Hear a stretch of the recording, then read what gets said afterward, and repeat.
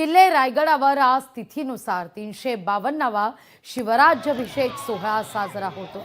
राज्याचे उपमुख्यमंत्री एकनाथ शिंदे, मंत्री उदय सामंत, आशिष शेलार, भरत गोगावले यांच्या प्रमुख उपस्थितीत हा सोहळा पार पडेल। हजारो शिवभक्त रायगडावर दाखल झालेले आहेत। पारंपरिक वेशभूषा आणि शिवकालीन शस्त्र घेतलेले मावळे गडावर सगळ्यांचंच लक्ष आकर्षित करतायत। ही थेट लाईव्ह दृश्य आपण या क्षणी रायगडावरची पाहतोय। या सगळ्या मावळ्यांसमवेत संवाद साधलाय आपले प्रतिनिधी भारत गोरेगावकर यांनी। अनिकेत राव, त्या पोहड्याचे शब्द इतके सुंदर आहेत। मागच्या वर्षी आपण या ठिकाणी या सर्व पारंपरिक वेशभूषेतील मावळ्यांसोबत आपण संवाद साधणार आहोत।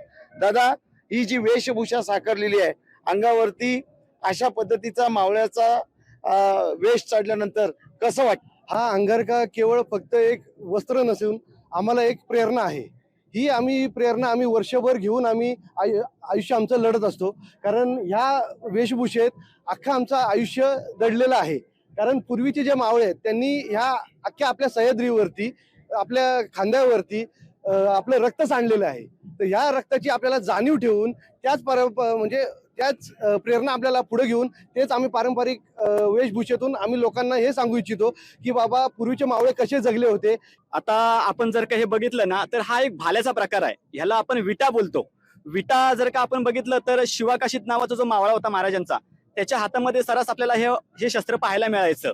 हे जे शस्त्र आहे ना, जर भाला आपण जर का एखाद्यावरती मारा केला तर ते आपल्याला पुन्हा मिळवता येत नव्हतं। पण हे असं एकमेव शस्त्र आहे की ज्याच्याने आपण कमीत कमी 7 ते 8 फुटावरतून एका शत्रूला आपण घायल करून तो आपण रशीच्या साह्याने आपण पुन्हा आपल्याकडे घेऊन पुन्हा लढाई करू शकत होतो। अशा पद्धतीचा हा भाला आहे। आपण मराठ्यांकडे जर बघितलं ना, तर अशा पद्धतीच्या तलवारी आपल्याला खूप पाहायला मिळायच्या।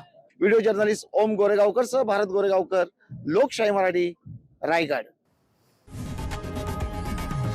लोकशाही मराठी, ऐका, पहा, जागरूक रहा।